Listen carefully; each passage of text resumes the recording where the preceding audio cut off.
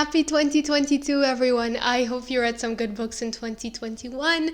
Drop your favorites in the comments. I am so happy I took full advantage of the extra quarantine time in 2021 because here are some stats at a glance. I never in my life thought I'd read so many books, and actually, I'm so happy with my reading year because I have had some really great reads. So, in chronological order of me reading them, here are my 21 favorite books of 2021. Also, I didn't rate all of these as 5 stars. This is just based on a combination of factors such as enjoyment and other things. Let's get to it.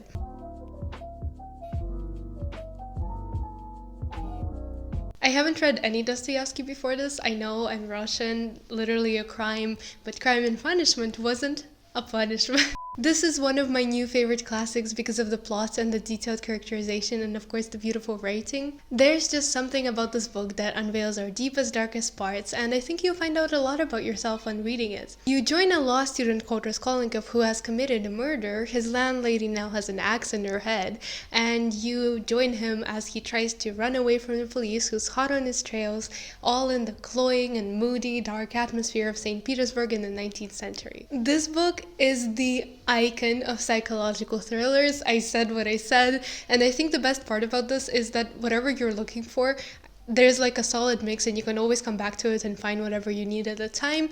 Want the nitty gritty, like psychological aspects of it? You got it. Want the crime and the fast pace? You have it here too.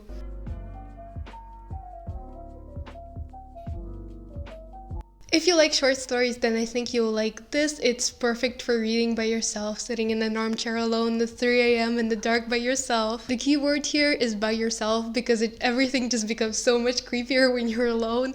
Edgar Allan Poe is the Japanese version of Edgar Allan Poe. Actually, his name is a tribute to Poe. He loves Poe very much, and I think he manages to channel some of that energy in his writing. I don't think anyone can ever write fully like Edgar Allan Poe. Of course, he has his own unique voice, but I do think Edgar Allan Poe manages to come pretty close with the atmosphere in terms of like it's terrifying, you almost can't read it, but there's also something so whimsical about it in a way. I don't want to reveal too much about this, but there's a person in a chair, and I haven't looked at chairs the same way since.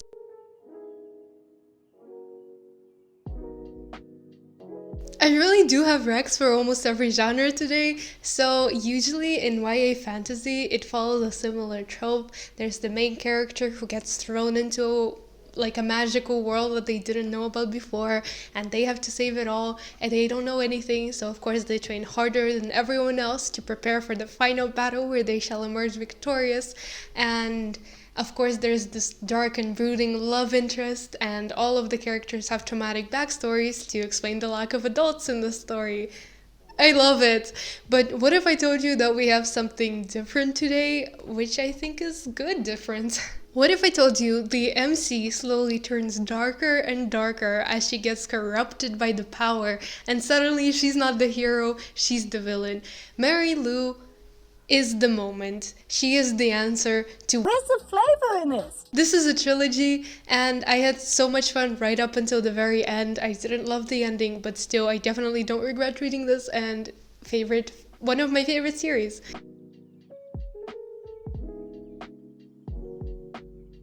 How about a memoir by a therapist? You know I hate self-help, but this book just really got to me with its emotional stories of the patients and the humor. If you're interested in what's it like to be a therapist, I think this is for you. I actually picked it up because some of my friends are going to therapy, so I was interested to see what it was like for the therapist, get a different point of view, and I ended up having a lot of fun. I found out a lot of interesting things, and the humor was so relatable. Take notes, Gabby Hanna. And honestly, it was just so light and fun and easy all the way through that it was something I needed at the time, and I definitely don't regret reading it.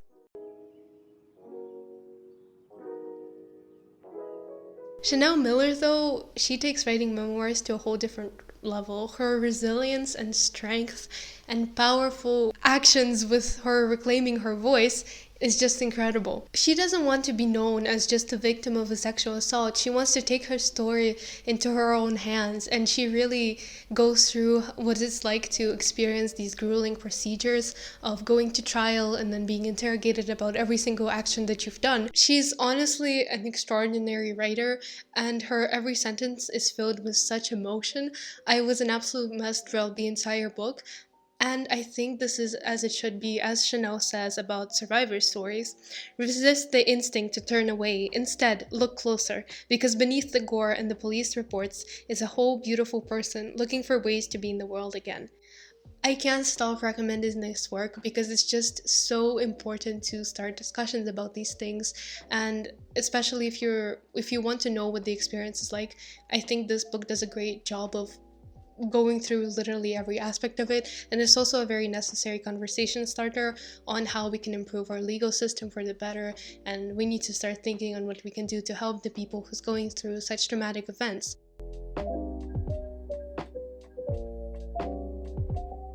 A little bit of a memoir flood here. This book talks about a different sort of grief and a different sort of healing.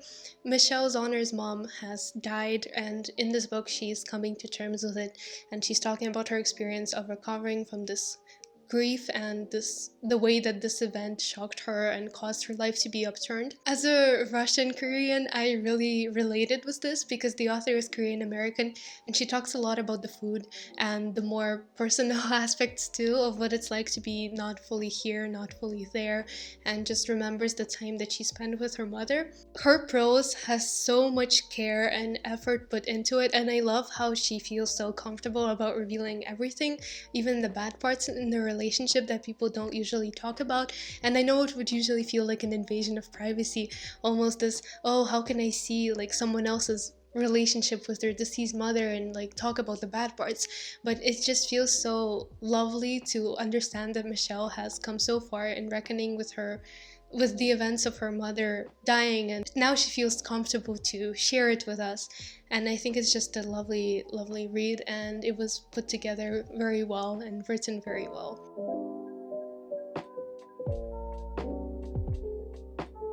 I've talked about this book so much on my channel and on Instagram, so I'll just keep it brief here.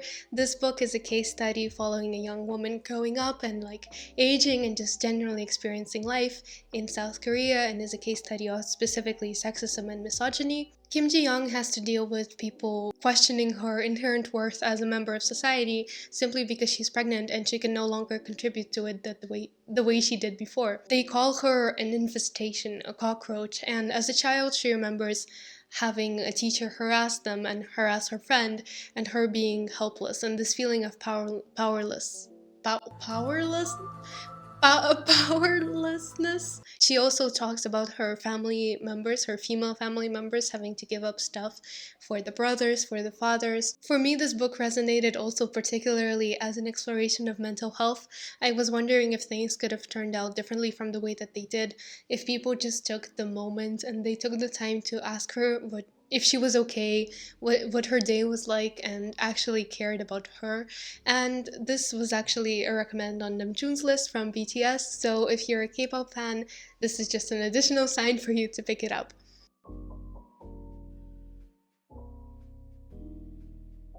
A masterpiece in LGBTQ classics, every sentence in Giovanni's Rule transports you further and further into the Paris setting. This is a magnificently written novel following an American man exploring life and his relationships specifically with other men in Paris. This book broke my heart in so many ways, and it's an absolute wonder in terms of the prose and the little details. An open window in one situation, a closed window in another. It's the little details that really make everything about this pop. Read it, and when you're ready to talk about it, check out my video. It has spoilers in it, so that's just a little discussion on the things I like there too.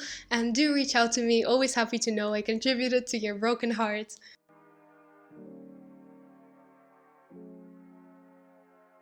Cold, chilly Paris, perhaps too cold for you? Not a problem, let's go to the other side of the world, to the sweltering hot of India and the scorching mother-daughter relationships. The main character's mother has Alzheimer's, and if you think, oh, like this poor thing, she must have such a caring daughter who really cares about her and wants her to get better and is constantly upset, then you couldn't be more wrong, because she absolutely despises her mother.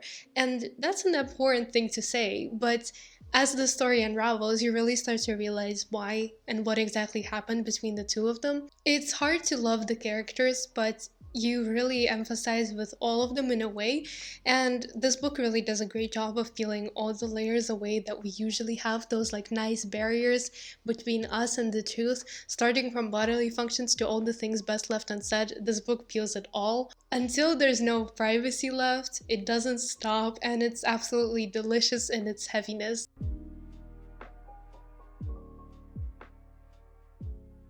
Too much joy, I swear, is lost in our desperation to keep it. This book almost feels like poetry. We have a startling tribute to life and to death and to love and to family. Ocean Vuong is a Vietnamese American author, and this is his debut novel written as a series of like letters to his illiterate mother. It's mostly fictional, but there's a fine line blurring there between what's fictional and what's not. And just take the time to really sink into it, and I hope that this can become a book that is for you as much a favorite as it is for me. And it's definitely on my reread list because of the quality of the language alone.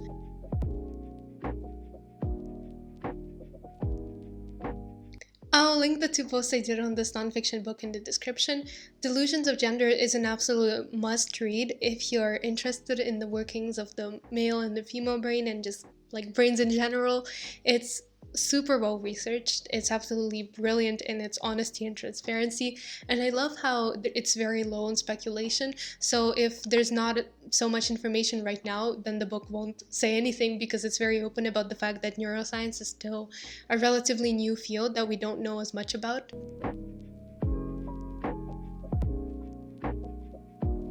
A novel about domestic abuse, particularly abuse in LGBT relationships, and this is one of the most genre-defying novels that I have had the pleasure of reading. And don't get me wrong, it's not lovely to read. It's claustrophobic and it's intense, and every page feels like you break your heart, but the experience of reading it is just so utterly immersive and so distinct and so special. At times it's even interactive. You get to make choices that the character does, you flip through certain pages, but then you realize that choice is actually an illusion. It all follows a circular narrative. No matter what you do, you cannot escape. And I think it's very relevant in showing what psychological abuse can do to its victims. And why I say it's genre-defying is because most of the times it's this beautiful prose that really shows the despair and the anguish that the characters are feeling. However, other times there are bits of research interspersed throughout the entire book, and the result is a novel which is very informative and will leave you breathless, a perfect mix of nonfiction and fiction.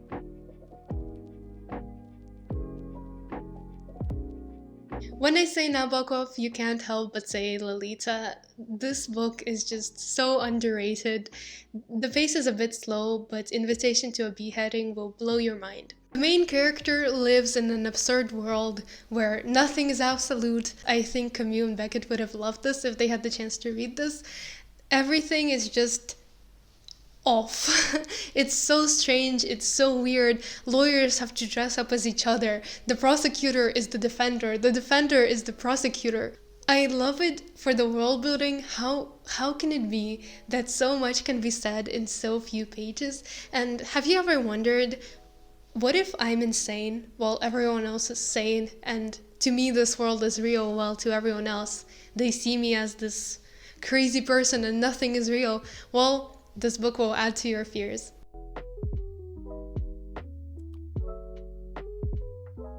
Historical fiction that will make you cry your heart out. All my friends know how much I rave about Hong Kong.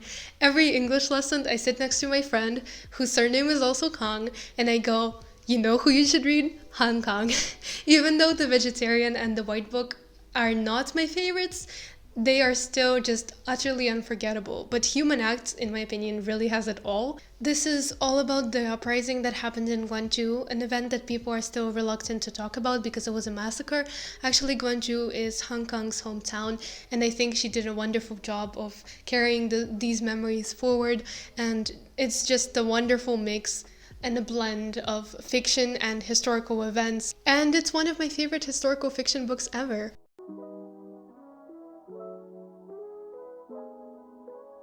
No, it's not that kind of incest. Basically, the idea is that we're all connected in a deeper sort of way, so every act of love is an act of love with yourself. And I love this one for the prose. This is not something that you would read for the characters, for the plot. There's nothing like that. It's something purely for the impressions, and it's something purely for the language. And although it's not really my favorite because it's just like the short read full of beautiful phrases and beautiful lines that try to get the author's message across, I think it really still stands out amongst the other reads that I read in 2021 because of lines such as, "This morning I got up to begin this book. I coughed. Something was coming out of my throat. It was strangling me. I broke the thread which held it and yanked it out. I went back to bed and said, I have just spat out my heart."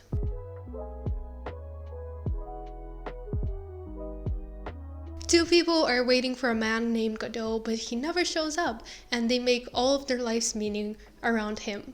This is a play by Samuel Beckett, at times hilarious, at times sad, and all the time something worth thinking about. If you're in need of existential reckoning, you need this. It will change your life more than any self-help book. In a world full of uncertainty, what do? Do you behave like the two friends and wait and just let life pass around you? Or do you take an alternative path to living in a universe that, even if it has meaning, we don't understand it. It's hard for us to find it.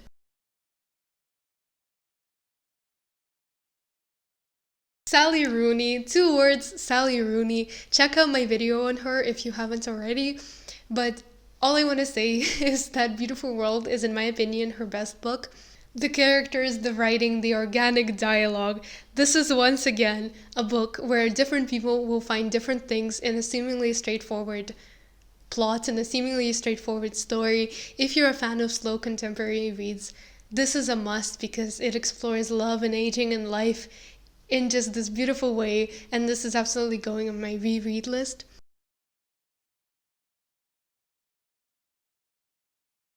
A delightful rumination on human experience and the love life of Thomas, Teresa, the roller coaster of ups and downs in their relationship, and life under the Soviet occupation of Prague. Besides a completely absorbing love story that is sure to leave you thinking on what a bother Thomas is, this close, the author also takes time off to talk about philosophical ideas, such as, for example, Nietzsche's idea of the eternal return, and the times I find myself thinking about this book and about this idea of lightness and heaviness when making decisions and thinking about whether I need it in my life. Regardless of how interested you are in this, I think age 16 onwards, you can always come back to it again and again and just experience the feelings and the actual emotions when you're reading this book. It's a whole separate experience. Just reading this is enough. And if it's not for you now, then perhaps it will be for you later.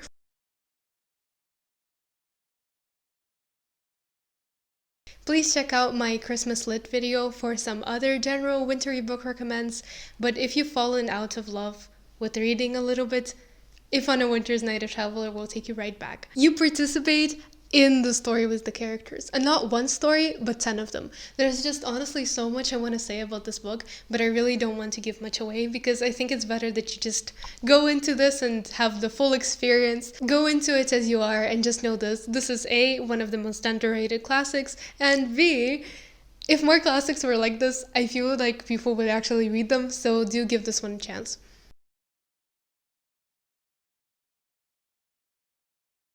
The Christmas miracle happened. I liked a book that was described as heartwarming to me. In my defense, hear me out.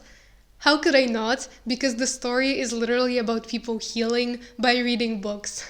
it even sounds perfect. I mean, come on. The main two storylines, even though it follows a lot of random people and how books help them get their lives together, and I have never related to something more, but okay. So the first one is Mukesh, who is this Indian widow because his wife recently died, and so he turns to books to, because like reading was her favorite activity. And also there's Alicia who really hates reading, but she picks up a book at random and she starts reading because her mother has problems and she's looking after her mother, and so it's just a way for her to distract herself from her problems. Yes, this is predictable. Yes, this is at times preachy. Yes, there are tragic things that happen purely to move the story along, which would annoy me to no end, but sometimes you just need comfort reads. And out of the reads that people define as comfort reads, I think this is the best one for sure. Because if you like reading, then I don't see how you could not like this. And if you're in need of cheering up, I think the reading list will get the job done. It's not the best book you've ever read, but I think it accomplishes its goal of being this fun, light, cheery filler, get you out of your depression goal quite well.